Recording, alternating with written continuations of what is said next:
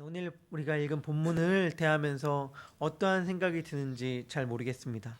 어, 영국의 유명한 극작가인 조지 버나드 쇼는 이 구절을 대하면서 바울의 여자들의 최대의 원수라고 했다고 해요. 그런데 이 구절을 대할 때 제가 어제 수요 예배 때 말씀을 잠깐 드렸는데 상황과 맥락 가운데에서 이 말씀을 듣는 것이 중요하다라는 말씀을 전하여 드렸습니다. 사도 바울이 사실은 그러한 입장을 택하였거든요.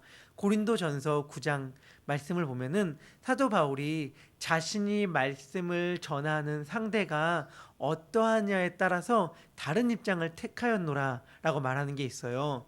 예를 들어 율법 아래에 있는 자들, 유대인들이겠죠. 하나님의 율법을 맡았다고 하는 자들에게는 내가 율법 아래에 있는 자들처럼 그들을 대하였다고 얘기하고, 당연히 율법의 전제하에서 그들을 대하면서 설명을 합니다. 그러면서 또 바울은 이렇게 얘기를 해요.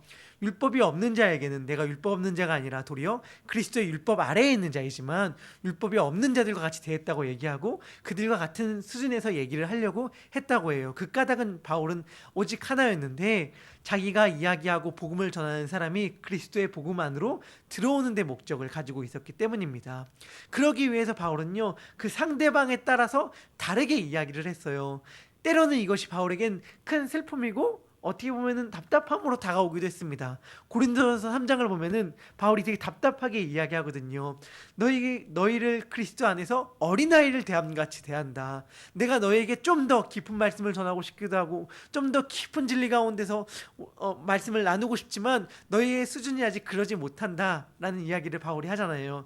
단순히 바울만이 아니죠. 히브리서를 썼던 히브리서 기자도 히브리서 5장 가운데 때가 오래므로 너희가 마땅히 선생이 되어야 될 때지만 아직 장성한 자가 먹을 단단한 식물을 못 먹고 단단한 음식을 못 먹고 젖이나 먹는 자들이 되었다고 말하면서 안타까이 말씀을 전하고 있지 않습니까?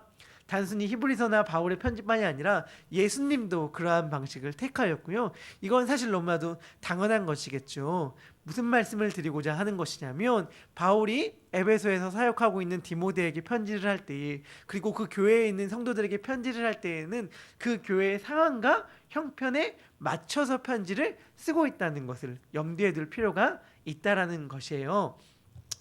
그러니까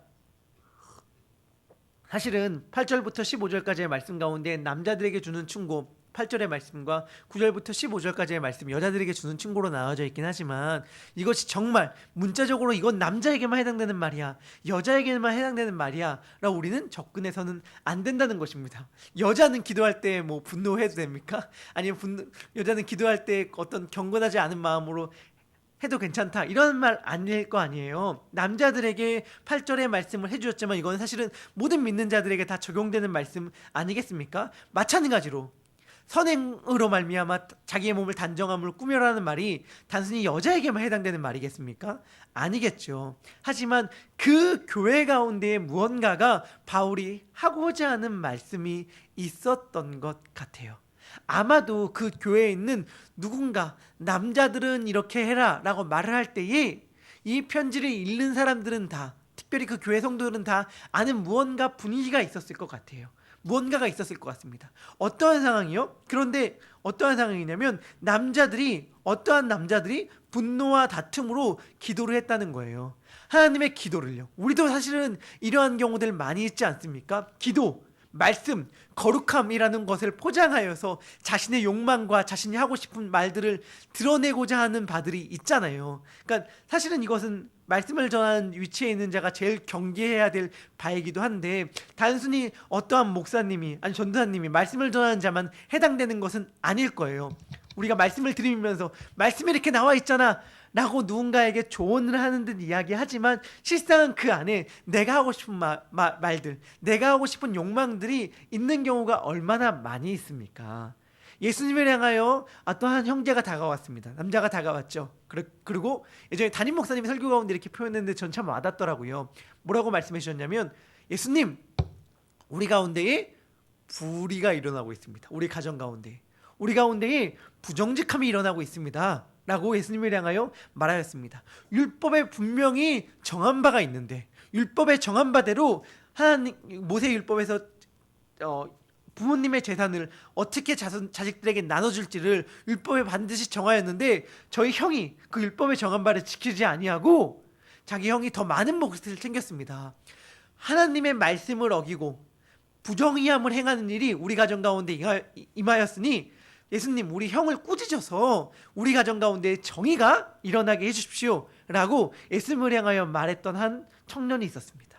예수님이 그 청년을 향하여 뭐라고 말씀하셨는지 우리 다 알고 있을 거예요. 예수님이 뭐라고 말씀하셨죠? 삼가 내 탐심을 주의하라 라고 말씀을 해주셨어요. 무슨 말이냐면 그 사람이 겉으로는 사람들에게 한 말은 불의가 일어나고 있습니다. 부정의가 일어나고 있습니다. 말씀을 어긋나는 경우가 일어나고 있습니다 라고 얘기할지 모르겠지만 그 마음 속에는 재물을 향한 탐심이 있었다는 거예요. 어떻게 포장되었던 간에 말이죠. 아마도 이 교회 가운데서도 그러한 문제가 일어났던 것 같습니다. 거룩한 예배 시간에 기도의 이름으로 말미암아 자신의 분노를 드러내는 경우들이 있었던 것 같아요. 바울은 이것을 지금 점잖게 권면하고 있는 것인데 이러한 권면이요 비단 에베소 교회, 디모데가 목회하는 교회에서만 일어나는 일들은 아닌 것 같습니다. 이 말씀을 우리가 마음 깊이 한번 새겼으면 좋겠어요. 나는 어떠한가? 우리는 어떠한가? 교묘하게 말씀이란 이름으로 말미암아 나의 말을 더 씌우고 있진 않은가? 그러니까 말씀에 내가 하고 싶은 말을 말씀으로 포장함으로 나의 욕망을 추구하는 말들을 하고 있진 않은가를 우리 한번 곰곰이 생각해봤으면 좋겠어요. 우리는 이것이 잘못된 것이라는 것을 바울의 음성을 통해서 알 수 있습니다. 그리고 9절부터 15절까지는 여자들에게 주는 권고로 일단은 말씀을 드리고 있습니다. 이 말씀이 사실은 참 현 시대를 살아가는 우리들에겐 마음을 참 불편하게 하는 말씀이에요. 하지만 이것은 당시의 분위기와 문화가 어떠했는지를 먼저 알 필요가 있습니다. 우선 1차적으로 바울이 지금 편지를 하는 에베소라는 교회는요 우리가 다 익히 들어왔겠지만 아데미 신선이라는 것이 서있던 어마어마한 우상숭배의 도시였어요. 그리고 이 우상숭배 이방신들을 섬기는 것들은 우리가 다 또 설교 가운데에 말씀을 공부하면서 들어왔겠지만 또한 성전 가운데에서 여인들이 몸을 파는 일들이 매우 흔히 일어났던 곳이기도 하고요. 그런 문화가 매우 짙게 배어있던 곳이기도 합니다. 특별히 또 이런 문화 가운데에서 여자들은요 매우 배척받았어요. 우리가 다 알고 있잖아요. 기독교가 실제로는 여성의 인권 상장에 얼마나 큰 도움을 줬는지는 우리가 다 알고 있을 뿐만이 아니라 바울이 여기서는 여자들은 일체 가르치는 것 순종함으로 조용히 배우고 가르치는 것과 남자를 주관하는 것 허락하지 않는다고 이야기하지만 우리는 알고 있잖아요. 다른 곳에서는 어떻게 하죠? 브리스길라가 아볼로라는 매우 걸출한 신학자라고 말할 수 있는 자를 가르치잖아요. 그리고 성경에 나와 있는 초대교회에서 여성 지도자들에 관하여 바울이 이름을 다 열거하면서 칭찬하는 경우들도 많이 있거든요. 그러니까 이것은 여자가 남자를 가리키면 안 된다는 것은 어떤 교회의 보편적인 원리를 말하고 있는 것은 아니에요. 그렇다면 무엇일까? 당시에 바울의 이 말은요 어떻게 보면 여자들을 매우 배려하는 말이기도 합니다. 그 까닭은 무엇이냐면 당시의 여성은요 배움의 위치에서도 배제되어 있었거든요. 배우지도 못했어요. 그런데 지금 바울은 여자들에게 배울 수 있는 권한을 부여하고 있는 거거든요. 여자들은 배울 수 있습니다. 배우십시오. 그런데 기독교의 복음이 너무 급진적이다 보니 당시에 억눌려 있던 분위기 가운데에서 여자들도 남자들과 동등한 위치를 갖고 있다는 것이 그들에게 너무 충격적이고 급진적인 메시지로 다가오다 보니까 에베소 교회 가운데 이 말씀을 가지고 교회의 질서를 흐트러뜨리면서 막 활개치고 다니던 몇몇 부류의 여자들이 있던 것 같습니다. 즉 봐봐 이제 교회에서는 남녀의 차이가 없어, 복음에서 남녀의 차이가 없어 하면서 막 그리스도의 복음을 배우지도 않고 쉽게 말하면 복음이 무엇인지 알지도 못하는 상태 가운데에서 막 이제 여자도 교회에서 할 수 있다고 막 하면서 막 활개치고 다님으로 교회의 질서를 흐트렸던 여자들이 있었던 것 같아요. 특별히 그 겉문화는 아직 그 이방신을 섬기는 거에서 아예 탈피하지 못하고 있기 때문에 여기서 여자들을 막 꾸미고 있는 많은 말들은 사실은 이방 신전들에서 취했던 여자들의 모습들이거든요. 그러한 것들을 여전히 가지고 있는 채로 그러니까 내가 그리스도의 복음을 온전히 배우지 못한 채로, 배움에서 배제되었기 때문에 예수님의 복음에 대해 배울 기회가 없었으므로 배우지 못한 상태에서, 여자들도 동등한 권리가 있다는 말만 잡은 상태로 교회에서 막 남자들을 가리키려고 하고, 이미 배운 사람들, 남자들이라고 해서 더 우월했던 게 아니라 이미 배운 사람들은 막 가리키려고 했던, 그러므로 말미암아 무너진 질서에 대해 바울은 지금 책망하고 있는 것이거든요. 그렇게 하지 말아라. 그리고 여자들은 막 이방 사람들처럼, 이방신을 섬기는 사람처럼 꾸미지 말아라. 진정한 꾸밈은, 진정한 단장은 선행으로 단장하는 것이다 라고 권면하고 있는 거예요. 여기서 바울이요, 아담과 하와에 대해 이야기를 합니다. 아담이 먼저 죄를 지은 것이 아니라 하와가 먼저 죄를 지었다. 그러함으로 말미암아 남자의 말을 여자가 듣는 것이 옳다라는 식으로 이야기함으로써 태생적으로, 선천적으로 남자보다 여자가 못한 존재로 그려져 있는 것처럼 이야기하지만 실상은 아니에요. 왜냐하면 로마서 같은 데 보면요, 사실 하와의 죄는 다루고 있지도 않거든요. 남자의 죄, 아담의 죄를 막 다루고 있단 말이에요. 그렇기 때문에 여기서는 저는 사실은 이러한 입장이라기보다, 태생적으로 남자와 여자가 못한다고 접근하기보다는, 아담이 먼저 하나님의 말씀을 들었고 하와가 아담의 말을 들음으로 말미암아 말씀 가운데 거하여야 했는데, 아담에게 말씀을 듣지 않는 상태 가운데서 자기의 욕망 그대로 행동함으로 말미암아 죄를 범했단 말이에요. 그렇기 때문에 하와가 깨임을 받았지 않습니까? 에베소에서 성도들아, 이것들을 염두에 했으면 좋겠다. 에베소의 여자들아, 이것들을 염두에 했으면 좋겠다. 먼저 하나님의 말씀을 듣고 배운 자들이 있지 않니? 그렇다면 너희는 그들에게 먼저 배우고 듣고 복음이 어떠한 건지를 너희들 먼저 떠들기 전에, 조금의 지식을 갖고 막 이야기하기 전에 입을 닫고 배우는 시간을 가져라.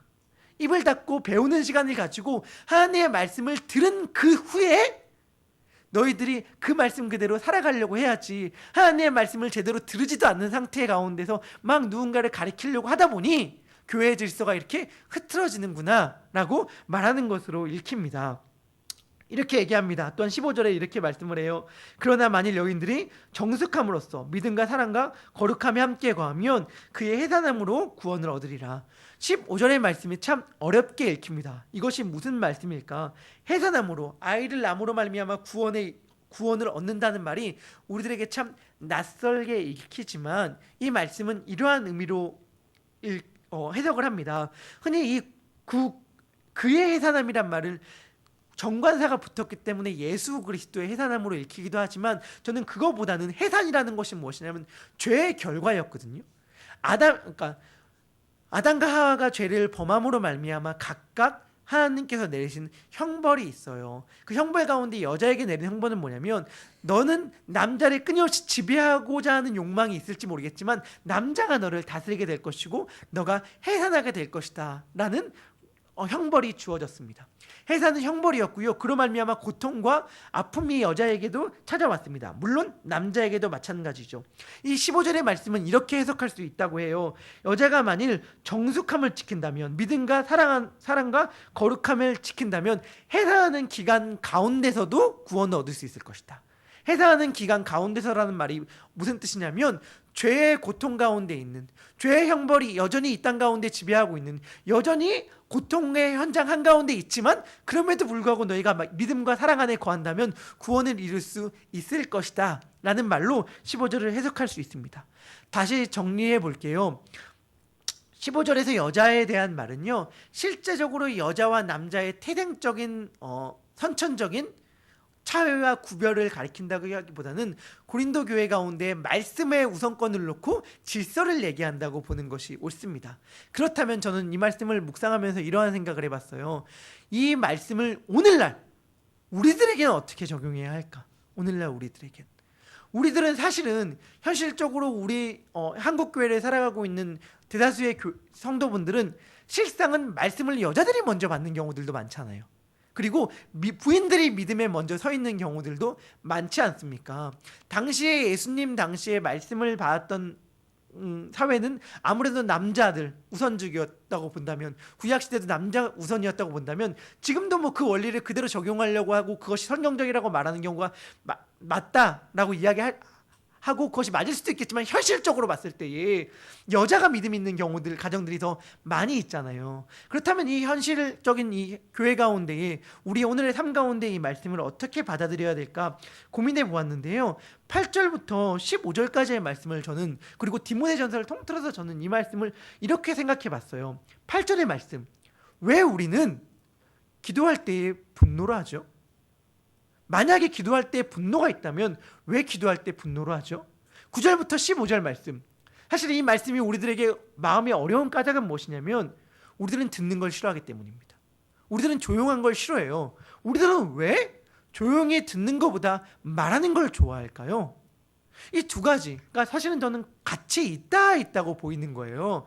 뭐냐면 내가 옳다고 생각하기 때문입니다. 내가 옳고 상대방이 틀렸다고 생각할 때 우리는 기도 가운데 분노를 드러냅니다.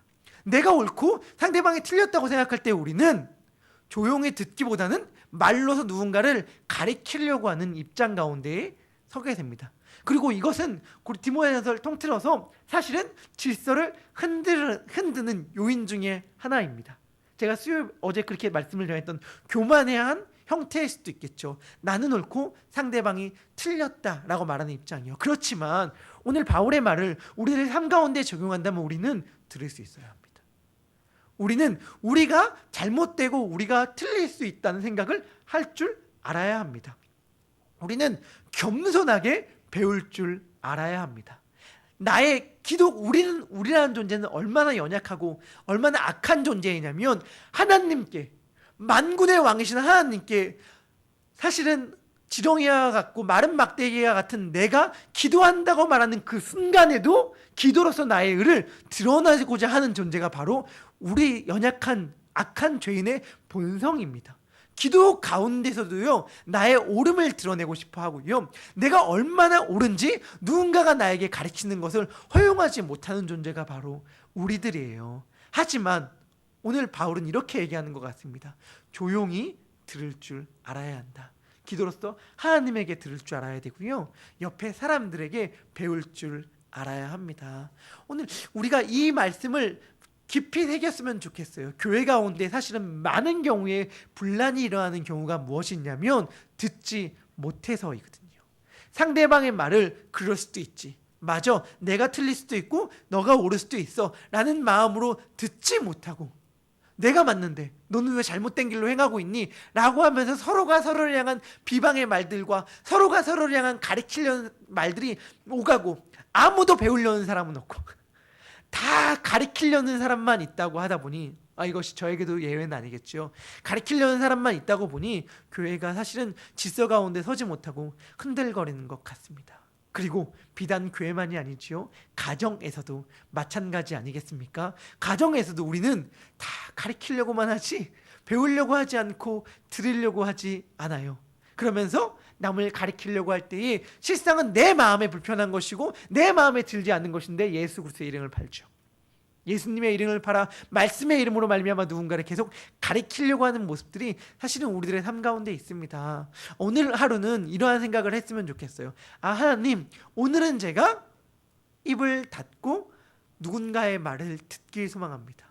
하나님에게 그리고 주위 사람들에게 가르침을 받는 시간들이 되었으면 좋겠습니다. 그러함으로 말미암아 내가 사랑과 믿음과 사랑과 거룩함의 거함으로 그의 해산함으로 구원을 얻는 자들이 되길 소망합니다. 그리고 나를 가치 있게 하는 것은, 우리가 사실은 이게 중요한 말씀이 뭐냐면 우리가 우리를 가치 있게 한다고 생각하는 것은 무언가 우리를 꾸미는 것, 우리가 갖고 있는 무언가를 드러내는 것이라고 생각하기 쉽거든요.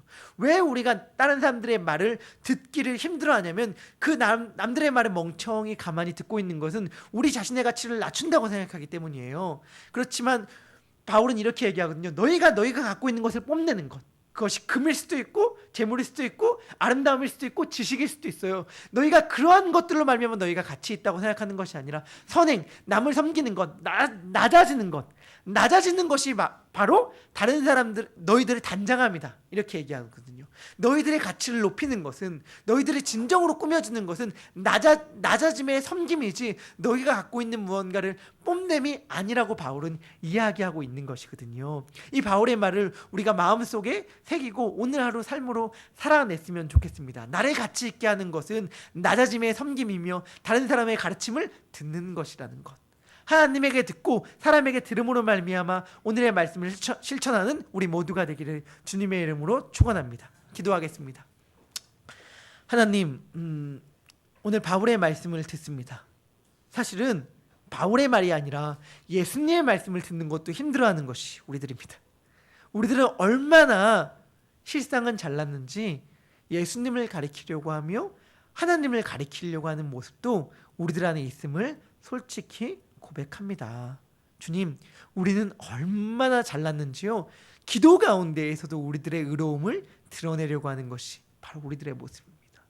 하나님, 지금 이 시간 오늘 하루 이러한 어리석은 우리들의 모습을 회개합니다. 오늘 하루는 하나님께 듣게 하여 주시고 주위 사람들에게 듣게 하여 주시고 그러함으로 말미암아 순종함을 배우는 하루가 되게 하여 주시옵소서. 내가 가진 지식들, 내가 가진 것들을 뽐냄으로 말미암아 나의 가치를 높이는 자들이 아니라 낮아짐의 섬김으로 말미암아 주님께서 나를 인정해주고 그것으로 말미암아 자신을 단장하는 오늘 하루가 되게 하여 주시옵소서. 주의 말씀으로 우리들을 가꾸는 자가 되게 하여 주시옵소서. 하나님께서 오늘 하루의 삶을 우리들을 그렇게 만들어 가실 줄 믿고 감사드리며 예수님의 이름으로 기도합니다. 아멘. 하늘에 계신 우리 아버지요,